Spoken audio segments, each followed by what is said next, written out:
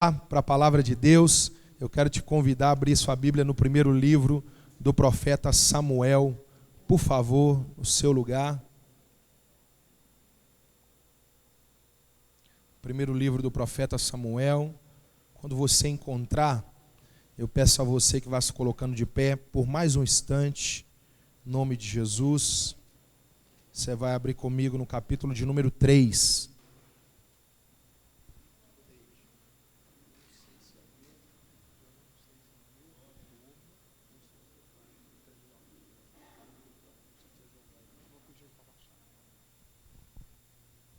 Primeiro livro do profeta Samuel.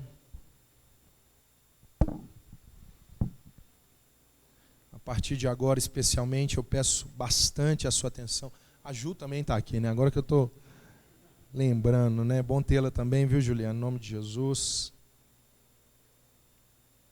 Primeiro livro do profeta Samuel, capítulo de número 3. Nós iremos ler, será o capítulo 3, 4 e 5. Serão poucos versículos em cada um dos capítulos, mas essa leitura vai fazer a construção daquilo que eu tenho para falar aos irmãos. Então, por favor, preste bastante atenção, porque os textos vão se unindo à medida que vamos lendo. Primeiro livro do profeta Samuel, capítulo 3, o verso 1, diz assim: O menino Samuel servia ao Senhor perante Eli. Naqueles dias, a palavra do Senhor era muito rara, as visões não eram frequentes. Vou frisar mais uma vez: a palavra do Senhor era muito rara, as visões não eram frequentes. Capítulo 3 ainda, o versículo de número 19, diz assim: Crescia Samuel, e o Senhor era com ele, fazendo que se cumprissem todas as suas palavras. E todo o Israel, desde Dan até Berseba, conheceu que Samuel estava confirmado como profeta do Senhor. Continuou o Senhor a aparecer em Siló, e ali se manifestava a Samuel pela sua palavra. Capítulo 4, verso 1 e 2. Veio a palavra de Samuel a todo Israel. Os filhos de Israel saíram à guerra contra os filisteus e se acamparam junto a Ebenezer. E os filisteus se acamparam junto a Afeque. Os filisteus se dispuseram em ordem de batalha para sair de encontro a Israel. Travada a peleja, Israel foi derrotado diante dos filisteus, que mataram no campo cerca de 4.000 homens. Capítulo 5, verso 1 e verso 2 apenas, para orarmos. Diz assim: Depois que os filisteus tomaram a arca de Deus, levaram-na de Ebenezer a Asdod. Então os filisteus carregaram a arca de Deus, a colocaram na casa de Dagom, perto da sua estátua.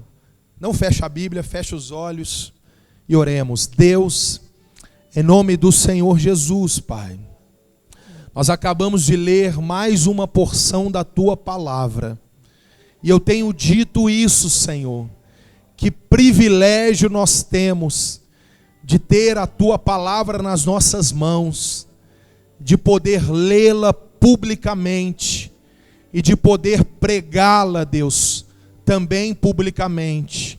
Deus, muito obrigado, Pai, porque mais uma noite o Senhor se dispõe a falar com a sua igreja, através do instrumento mais fiel que nós temos à sua vontade, que é a tua palavra.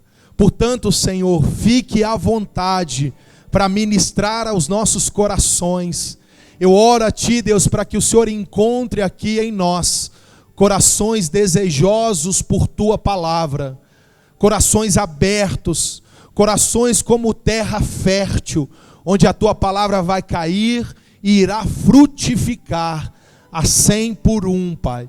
Eu oro também repreendendo toda inquietação, movimentação, tudo que queira nos atrapalhar caia por terra, mas que o Senhor me ajude, Deus, com graça, com lucidez, com sabedoria, para pregar a Tua palavra com clareza, com fidelidade. É o que eu oro em nome de Jesus, amém.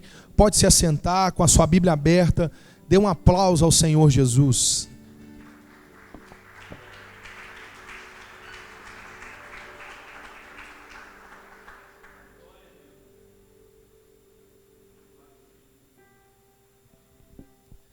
Meus irmãos, eu quero pregar a vocês essa noite, subordinado a este tema: Deus e a festa da carne.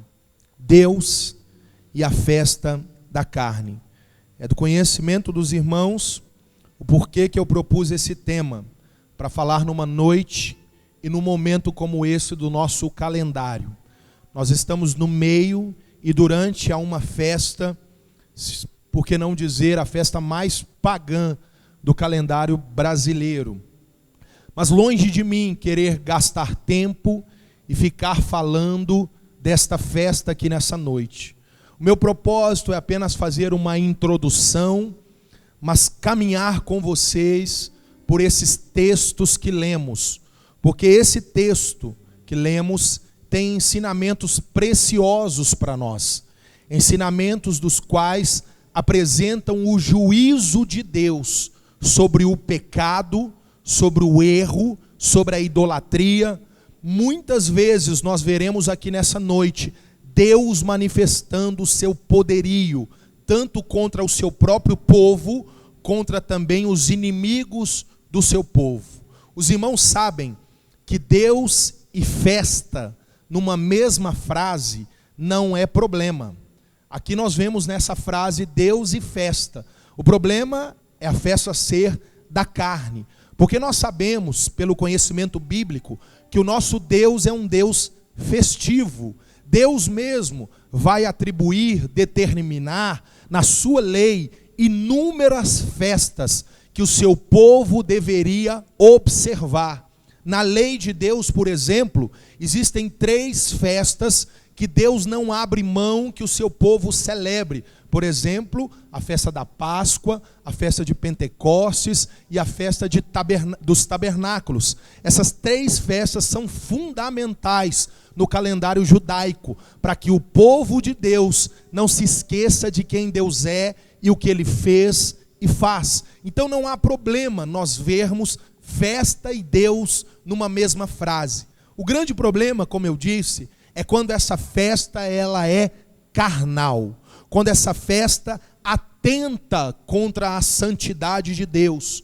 O carnaval, nós não sabemos precisamente qual a origem dessa festa. Obviamente sabemos que ela é pagã, mas o carnaval, muitos que estudam o tema pensam que ele deriva, ou que ele origina, vindo da antiga Grécia e posteriormente da antiga Roma. Da Grécia por conta do deus Baco, o deus Dionísio, que eram deuses da bebedice, onde as pessoas se embebedavam e se prostituíam. E por que não dizer de Roma, da chamada festa das Saturnálias, que era uma festa em adoração a Saturno, que o propósito era o mesmo, era bebida e prostituição. As pessoas que estudam o tema acreditam que a origem da festa do carnaval como temos hoje vem daí. Inclusive alguns estudiosos vão dizer que já em Roma havia os chamados bloquinhos, onde os grupos saíam e os grupos se fechavam em orgias e bebedices. E aí vem essas coisas que chegam para os nossos dias. A festa da carne, ela é para isso. Mas muitos se perguntam nesse tempo, nesses dias, quando acontecem festas pagãs, onde está Deus? Alguns se perguntam o que é que Deus está fazendo nesses momentos. Porque nós que somos cristãos, especialmente nos nossos redutos evangélicos, nós nos fechamos, nos confinamos e nos acostumamos com gastar esses momentos como forma de adoração a Deus, aprendizado na sua palavra, mas nós não podemos nos esquecer que quando nós olhamos lá para fora, quando nós caminhamos pelas ruas da nossa cidade, quando nós acessamos a internet, quando nós ligamos a televisão, está acontecendo algo que nós olhamos e sabemos que Deus não está. Embora muitos ousam em dizer, falando até que Deus abençoe a sua folia, que Deus o guarde nessa festa. Não, Deus está fora disso, Deus não tem a ver com isso. O Deus 3 vezes santo, que os anjos olham e dizem, santo, santo, santo é o Senhor dos exércitos, não se mistura com essas coisas. É improvável, é impossível nós acreditarmos que alguém que se assemelha com essa festa tem algum vínculo com o Deus eterno. Não, santidade, equidade, justiça é base do trono de Deus. O salmista diz isso. Deus é santo e não negocia os seus valores. Portanto, meus irmãos, olhando para o país, onde é que Deus está? Como está o nosso olhar? O que esperar de Deus? Como nós podemos imaginar Deus agindo concernente ao seu povo e àqueles que não são povo de Deus? Não se engane, existe o povo de Deus e existe quem não é povo de Deus. A Bíblia deixa isso claro, que outra vez vereis a diferença entre o ímpio e o justo, o que serve a Deus e o que não serve. Existem 2 grupos. E agora nós nos perguntamos, o que Deus faz? Esse texto, esses capítulos que iremos caminhar, mostra com clareza como Deus atua com o seu povo, se o seu povo estiver disperso, e como Deus atua com relação aos inimigos do povo de Deus no seu juízo. Vamos entrar no texto, agora sim, de imediato. Meus queridos, nós extraímos esses textos do primeiro livro de Samuel. Nós retiramos esses textos do primeiro livro de Samuel. Eu preciso mencionar para você algo, que o primeiro livro de Samuel marca o momento em que se inicia o que nós chamamos de a monarquia de Israel, que é quando Israel passa a ter reis reinando. Mas o início do livro ainda não tem rei reinando. O início do livro ainda é o final do período dos juízes. Período dos juízes. É aquele período em que o povo foi advertido para não abandonar a Deus, mas o povo passa por um processo de abandono a Deus, arrependimento, Deus levantar um juiz, Deus livrar o povo e o povo voltar a pecar. O livro dos juízes é assim. E o primeiro livro do Samuel está no final dessa história, no final desse contexto de juízes.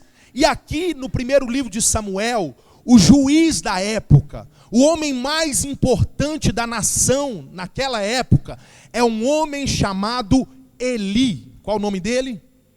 Eli. Eli tem 2 filhos. Os 2 filhos de Eli, um se chama Ofni e o outro se chama Finéias. Esses 2 homens, conforme o relato bíblico, embora sejam filhos do sacerdote, embora sejam filhos do líder religioso, eles são filhos ímpios. Eles são filhos que se utilizam do cargo do pai, conforme o relato bíblico, para engordarem as suas vontades. Eles se utilizam da autoridade do pai, que é sacerdote, para fazerem aquilo que a sua carne deseja. Ofni e Finéias são esses homens. Só que Deus está vendo. E Deus vendo isso, nós sabemos que Deus entra. E é por isso que Deus vai responder a oração de uma mãe, no capítulo 1, chamada Ana. E a resposta de Deus para Israel vem a partir de um clamor de uma mulher. Deus responde a essa mulher, cura ela da sua esterilidade e ela dá à luz a um menino chamado Samuel. E ela consagra esse menino a Deus. A consagração de Samuel é algo tão real que ele vai morar com o sacerdote Eli. E a Bíblia nos conta que quando Samuel ainda era uma criança, de cerca de 12 anos de idade, Deus vem falar com seu povo. Só que Deus não fala com o sacerdote velho. Deus não fala com aquele que já estava acostumado já com as coisas de Deus. Quando Deus vem na casa, Ele não chama o dono da casa, Ele não chama o líder do lugar, não. A fala de Deus, o clamor de Deus, o nome que Deus sopra não é o de Eli, mas a fala de Deus é Samuel, Samuel. Eu acho isso fantástico, porque Deus, Ele apercebe, Ele se atenta para corações voltados para Ele. Pouco importa a idade, a experiência, o cargo, o conhecimento. O que interessa para Deus é um coração inclinado à sua vontade. Samuel é levantado, e o meu propósito não é falar aqui dessa história de Samuel, é te contar o que está acontecendo. E aí eu já salto para o momento em que lemos do capítulo 3. A Bíblia diz que a palavra do Senhor, texto que lemos, ela era rara, muito rara, é o termo que aparece nos dias de Samuel. Lendo e estudando esse texto, eu fiquei me perguntando, Senhor, será que nós temos vivido esses dias? Onde tem muita Bíblia por aí, muita igreja por aí, mas pouca palavra de Deus. Raramente há palavra de Deus nos púlpitos. Eu preguei na sexta-feira em Pompéu, no congresso da Assembleia de Deus, lá em Pompéu, e preguei ontem num congresso de uma igreja batista, lá em Ribeirão das Neves. Quando eu terminei de pregar, eu fui para o carro e veio um irmão de uma igreja de fora, que não era da igreja onde eu estava. Eu estava contando para minha esposa, eu falei, eu não sei se eu fico feliz ou triste com o que ele me falou. Mas ele falou assim, pastor, me dá seu telefone. Eu falei, sim, o número, né, óbvio. Dei o número do telefone para ele. E aí ele falou assim, pastor, eu queria te convidar para pregar na nossa igreja, porque eu fiquei muito feliz da forma que o senhor pregou agora, porque eu sou crente há muito tempo, e há muito tempo que eu não vejo alguém pregando, se propondo a explicar a Bíblia. Eu falei, irmão, pode me fazer o contato, se eu estiver disponível eu vou lá, e eu fui embora pensando sobre aquilo. A palavra de Deus, ela é rara, pessoas dispostas, pessoas com disposição para explicar o texto e falar do Evangelho, mas só o Evangelho está em falta. Esse texto vincula as duas coisas, palavra e visões. Infelizmente existe um desequilíbrio nos nossos dias. Infelizmente, eu não estou falando de visões de Deus, estou falando de visões carnais. Falta a palavra, mas sobra visões carnais. Sobra outras coisas que substituem a palavra de Deus. Samuel está nesses dias. Só que o segundo texto que lemos, eu disse que passaremos por eles, a Bíblia diz que Samuel agora cresceu. E a palavra de Samuel, ela era conhecida de Dan a Berseba. Você já escutou a expressão sobre o Brasil? Do Oiapoque ao Chuí? Você sabe do que se trata, não sabe? Oiapoque e Chuí são as duas cidades mais distantes do Brasil. Uma está lá no norte e a outra está lá no sul. É o mesmo termo aqui, Dan e Berseba. Ou seja, de uma ponta a outra de Israel, todo Israel reconhecia que Samuel é profeta de Deus. Está estabelecido para nós um novo tempo, onde Deus vai depor Eli e vai levantar Samuel.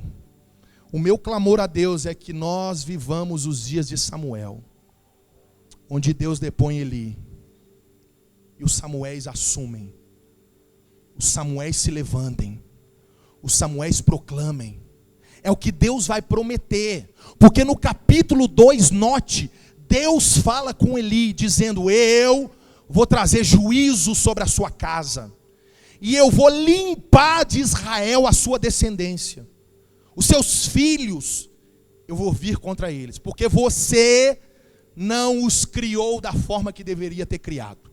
Então eu virei contra eles. Aí, meus irmãos, eu chego no capítulo 4. E aqui tem uma virada no livro, preste atenção. Se no capítulo 1, 2 e 3, o foco é Samuel, no capítulo 4, 5 e 6, Samuel sai de cena. E o foco agora passa a ser na arca da aliança, na arca do Senhor. O alvo agora passa a ser a arca do Senhor. O capítulo de número 4, versículo 1, ainda cita Samuel, dizendo que a palavra de Samuel foi a todo Israel. E nós sabemos pelo contexto qual que é a palavra de Samuel para todo Israel. Sabe qual que é? É: Israel, voltem o vosso coração para o Senhor. A fala de Samuel é um convite ao retorno ao serviço a Deus. Só que quando você lê o texto bíblico, a Bíblia diz que embora Samuel levou a sua palavra, em seguida o texto informa: os filhos de Israel saíram à guerra contra os filisteus. Olha para cá.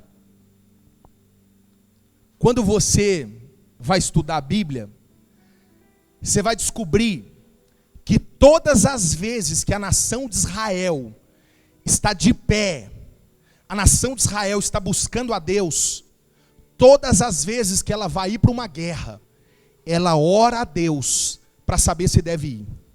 Mas todas as vezes que nós vemos Israel saindo para uma guerra sem se preocupar com a vontade de Deus, significa que eles estão fazendo conforme a sua vontade. E esse texto mostra isso. Samuel profetiza, mas o texto em seguida diz que o povo foi para a guerra. E a guerra contra os filisteus. Os acampamentos ficaram um de frente para o outro. Agora eles estão decididos a guerrearem. Agora os filisteus vão se encontrar com os israelitas no campo de batalha. Porém, o relato bíblico diz para nós que nessa batalha, como lemos, os filisteus saem vitoriosos. A Bíblia dá o detalhe de que 4.000 homens de Israel morreram ao fio da espada pelos filisteus. Uma perca, uma derrota terrível. O povo de Israel, os servos de Deus, perdem a batalha. E aí vem aquela pergunta: espera aí, por que que o Senhor deixou Israel perder? Eles vão fazer essa pergunta. O texto diz para nós que eles voltam para casa e buscam os líderes religiosos da nação para perguntar: o que que aconteceu? Por que que o Senhor deixou os filisteus ganhar? Preste atenção nisso aqui. A pergunta deles é boa. Por que que Deus deixou? O interesse deles é legítimo. Todas as vezes que algo contrário acontece na nossa vida, é uma oportunidade para você colocar um pé no freio e falar: espera aí, Deus está querendo falar algo. Por que que Deus deixou assim e não assim? Por que que Deus fez desse jeito e não do outro? A pergunta deles é boa. Por que que Deus deixou? Mas sabe qual o problema? Eles não se demoram na pergunta. Porque tem muita gente que pergunta as coisas para Deus, mas Ele mesmo responde. Ele mesmo responde. É uma pergunta retórica. Ele fala e já tem a resposta, que é a resposta que ele quer. Ele pergunta por que que Deus deixou e ele conclui o porquê. É isso que eles fazem. A pergunta é boa. Por que que Deus deixou? Aí eles chegam a uma conclusão, preste atenção. Eles dizem assim: nós sabemos por que que o Senhor não estava com a gente. É porque a arca da aliança ficou para trás. Nós temos que levar a arca para a guerra com a gente. Essa é a conclusão que eles chegam, que a arca da aliança faltou na guerra. e que a arca da aliança precisava estar presente. Deixa eu refrescar sua memória o que é a arca, eu sei que você sabe. A arca da aliança é um objeto que o próprio Deus mandou construir. No livro do Êxodo, no capítulo 25 em diante até o 31, Deus dá as coordenadas sobre a arca, o tamanho, o formato, como que deveria ser, o material, tudo. Deus manda fazer esse objeto. Dentro da arca da aliança estavam 3 coisas, das quais outro dia citei para vocês, quando preguei sobre a vara de Arão. A vara de Arão que floresceu, as tábuas da lei que Deus escreveu, e um pote de ouro com maná que Deus fez descer lá no deserto.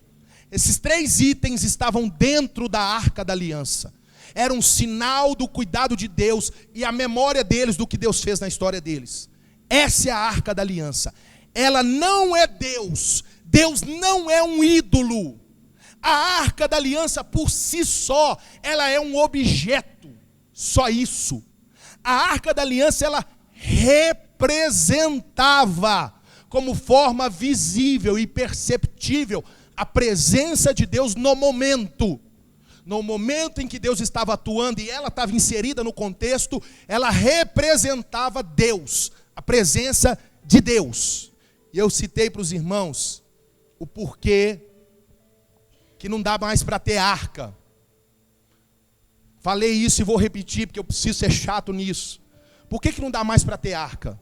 Porque para fazer as coisas para o Senhor tem que ser com fidelidade, correto? Tem que ser igual Deus manda. Então, para alguém fazer uma arca hoje, ele precisa ter as tábuas da lei lá dentro. Eu acho difícil que alguém consiga.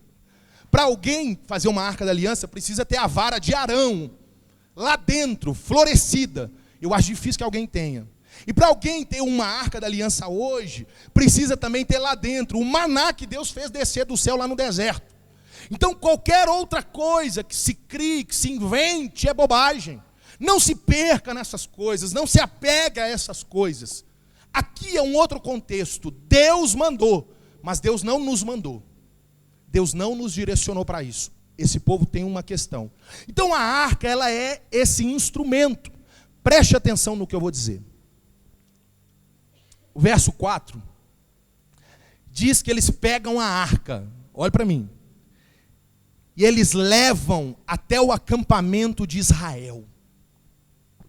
E a Bíblia diz que na mesma hora que a arca chega no acampamento dos israelitas, prontamente eles são cheios de coragem, prontamente eles são tomados por uma certeza de vitória. Deixa eu te explicar o que está acontecendo. Os israelitas, eles se enchem de coragem, porque Deus para eles é um amuleto. Deus para eles é um amuleto de bolso. Deus para eles é um trevo de 4 folhas. Deus para eles é um pé de coelho. Deus para eles é algo que quando está eu ganho, que quando não está eu perco.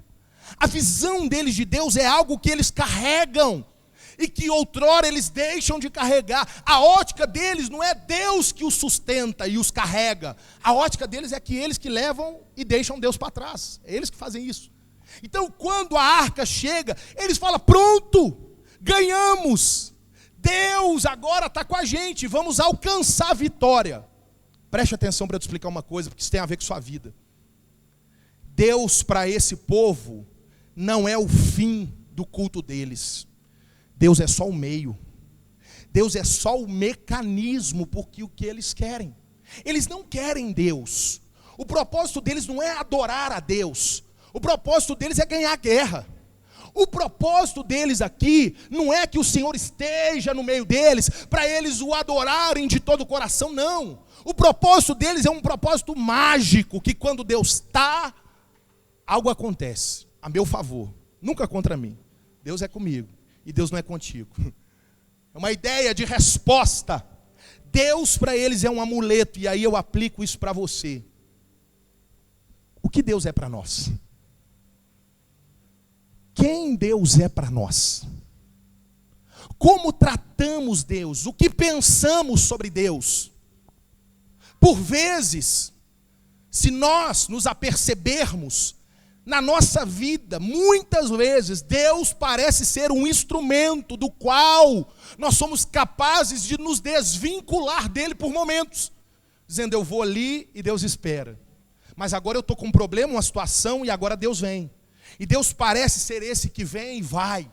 Eu já falei, cito mais uma vez um exemplo. Alguns que tratam Deus como uma espécie de garçom. E quando você vai a um restaurante, o garçom não senta na mesa para conversar com você. Você conversa com amigo. Garçom você só pede e ele serve. Deus não é amigo desses. Deus, essas pessoas não querem conversar com ele. Deus, para essas pessoas só querem pedir coisas. Me atende aqui, traz aqui, desce para mim, faz aqui. A ótica dessas pessoas é essa. Do Deus no qual elas usam a Deus. E se desvinculam dele, e vão desfrutar do que Deus deu. E aí, quando elas se frustram, elas voltam e vão esfregar a lâmpada de novo, para Deus aparecer, e dar de novo para eles um presente, para eles voltarem para suas vidas. Meus irmãos, eu tenho batido nessa tecla, eu te convido a despertar para isso. Passe a redescobrir quem Deus é. O Deus eterno. O Deus soberano, o Deus que controla todas as coisas, o Deus que no meio da guerra, você precisa dele não para vencer a guerra, é porque você depende dele para tudo, para tudo. Deus, ele não é uma resposta, Deus, ele não é a resposta para a nossa pergunta, Deus é todas as coisas que nós precisamos no mais íntimo do nosso ser. Ele não se limita à exclusividade de uma necessidade, não. Ele é quem sacia em nós todas as nossas necessidades. Essa é a ótica de Deus. Que risco corremos? Que risco? Sabe por quê? Preste atenção.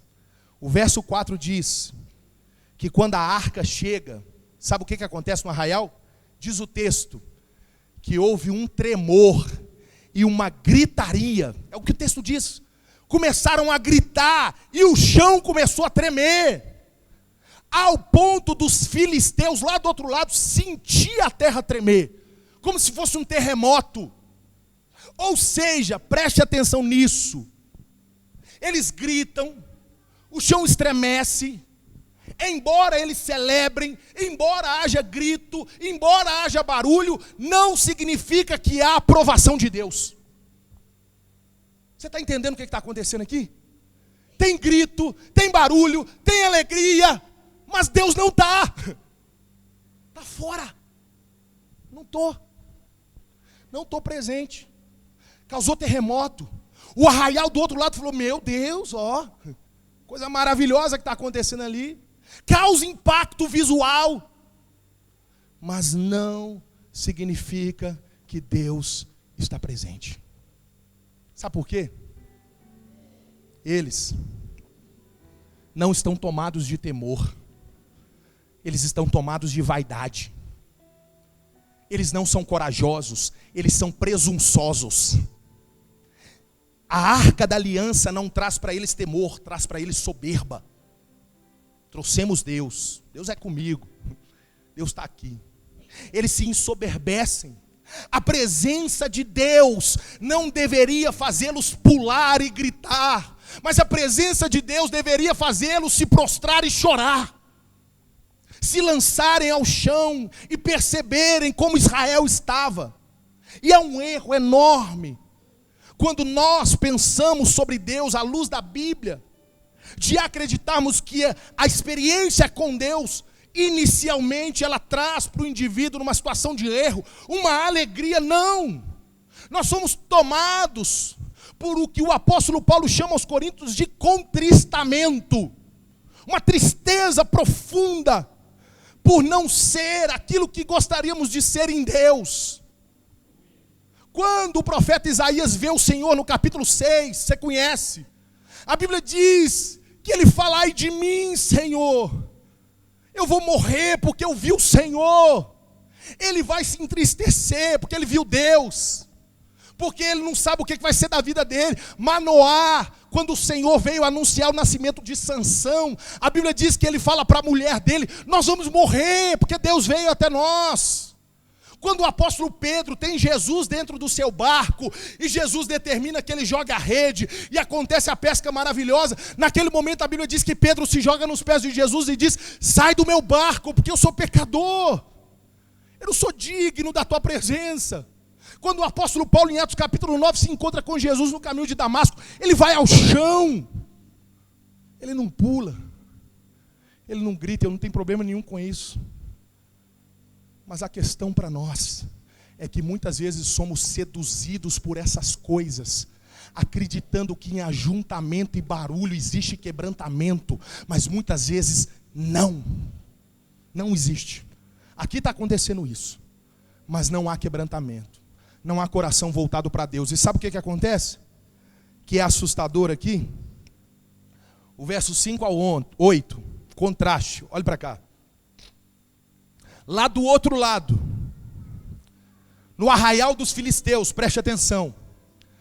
A Bíblia diz que quando eles sentem o tremor, escutam o barulho, eles começam a se perguntar um para o outro: o que está acontecendo lá no acampamento de Israel? Aí alguém traz a notícia: a arca da aliança chegou para eles. Sabe o que a Bíblia diz? Que os filisteus começam a olhar um para o outro e dizer assim: ai de nós, porque agora nós seremos destruídos. Vocês se lembram o que o Senhor, Deus de Israel, fez com os egípcios? Deus entrou na batalha, nós estamos perdidos. Perceba o que está acontecendo.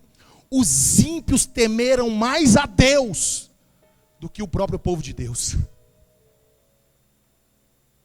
Os ímpios compreenderam mais de Deus do que quem convive ou diz conviver com Deus todos os dias. O ímpio entendeu mais o que significava ter a arca da aliança no meio do que quem trouxe a arca da aliança. E nós temos vivido esses dias filisteus que parecem conhecer o Senhor mais do que a gente.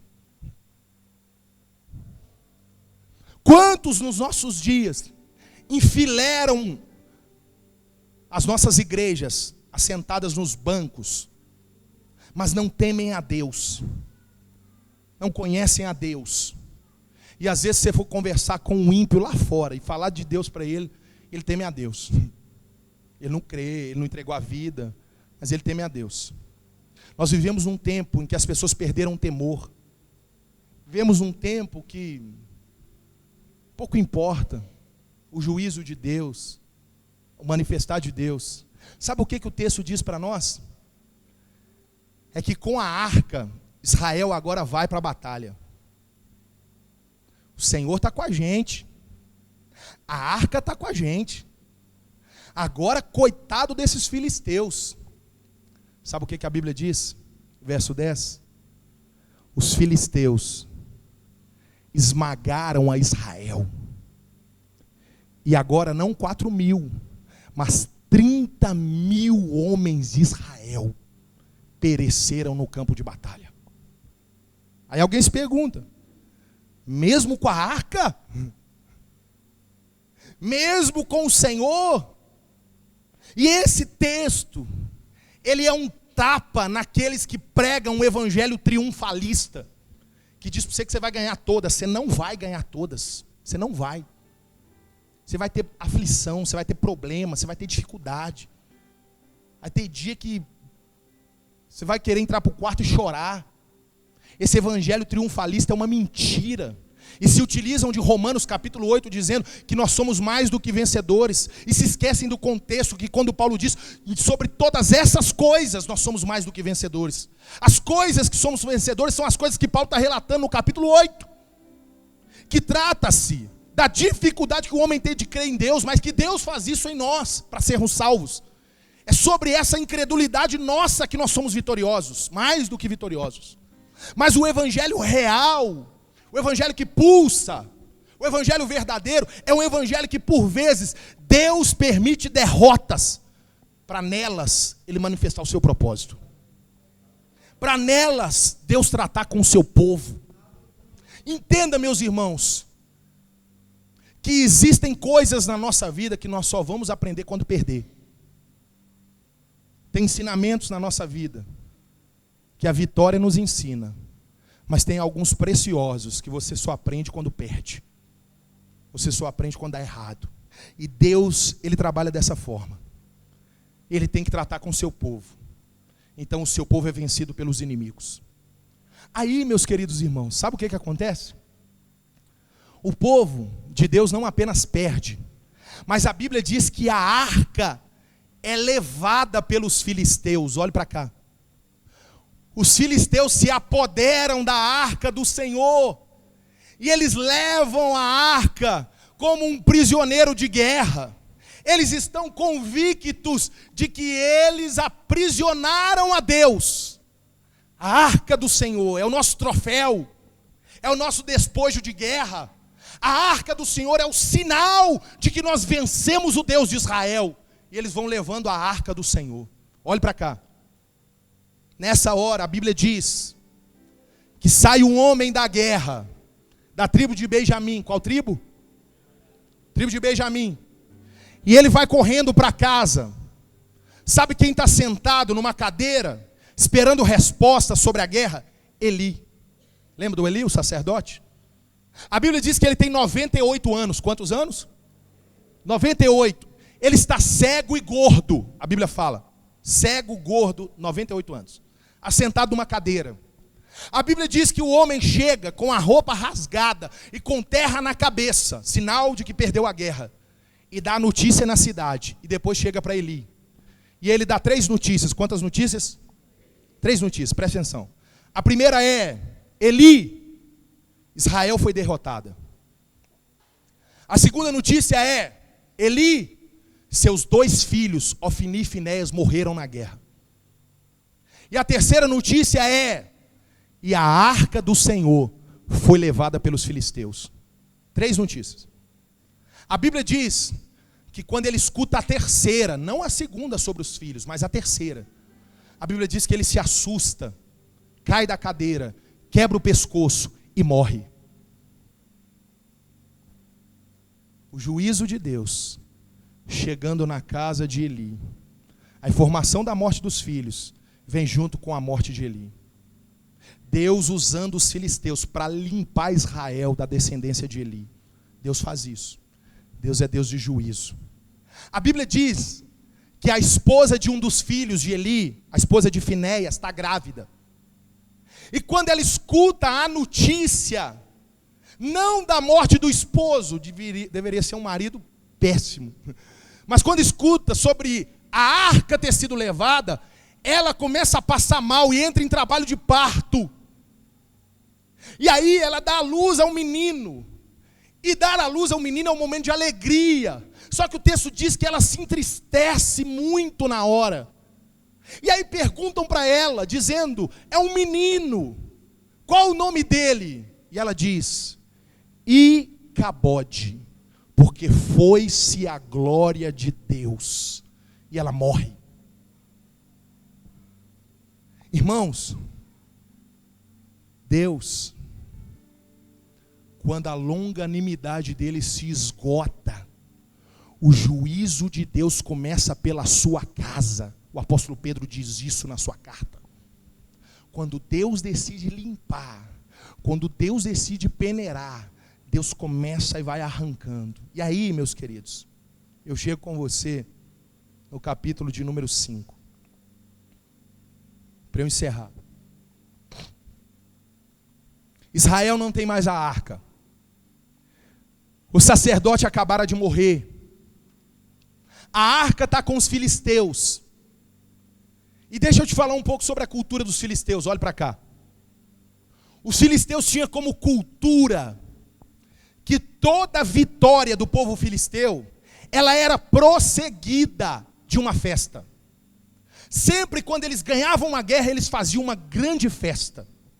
E o comum dessas festas é que o que eles levavam da guerra, eles colocavam diante do Deus deles, para poder adorar o Deus deles. O principal dos tantos deuses que eles serviam era o Deus Dagon. Qual o nome?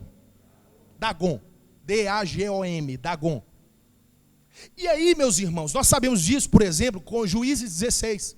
Você lembrar de Juízes 16? quando Sansão é preso, o que eles fazem com Sansão?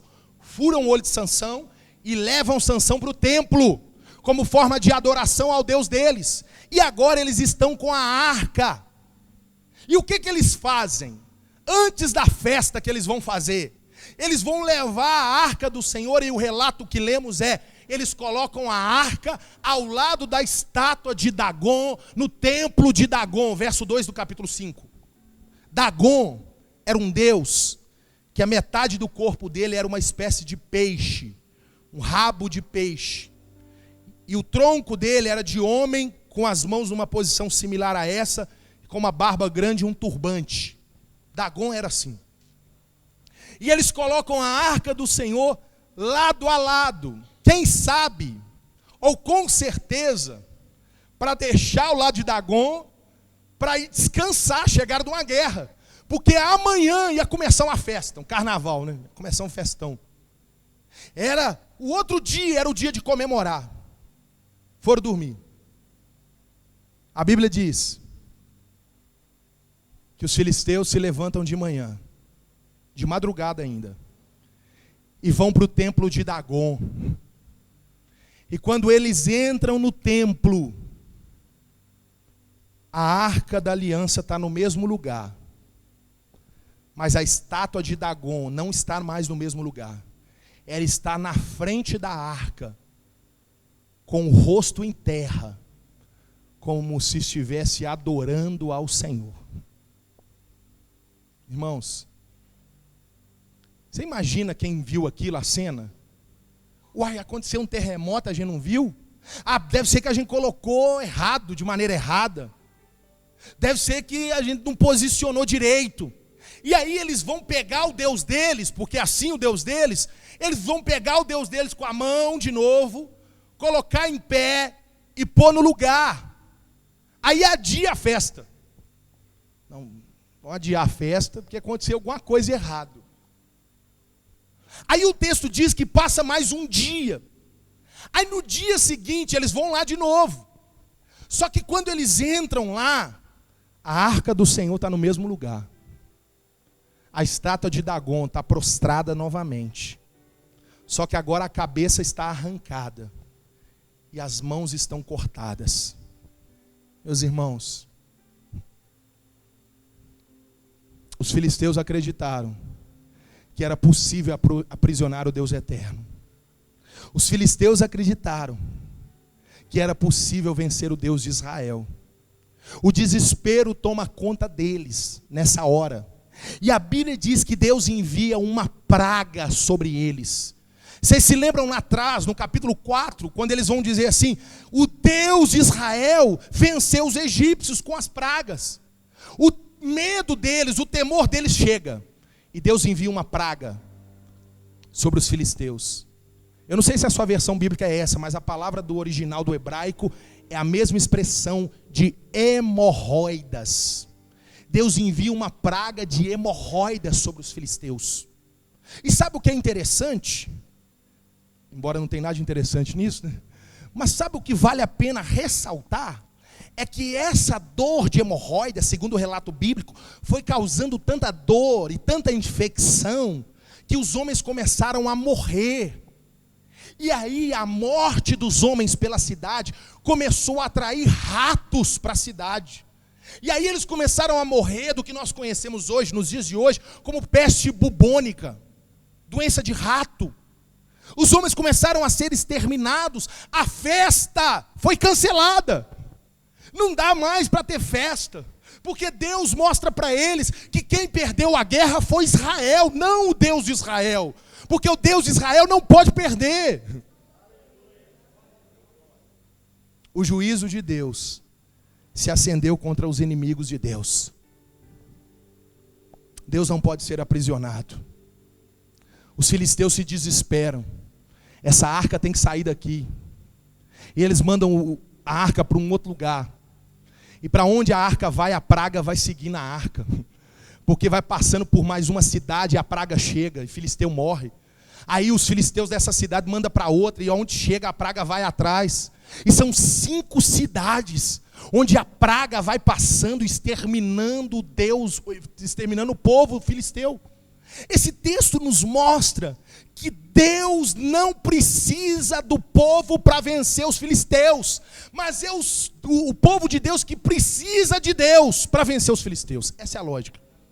Deus vence os filisteus sozinho. Quem precisa de Deus é a gente. Deus, ele resolve. Deus, ele faz. E eles vão ter que se livrar da arca. Até que de uma forma eles retiram a arca do seu território. E aí, para que eu encerre, eu te convido a ir lá comigo para o 2º livro do profeta Samuel, o último texto, para a gente orar. 2º livro de Samuel, capítulo 6.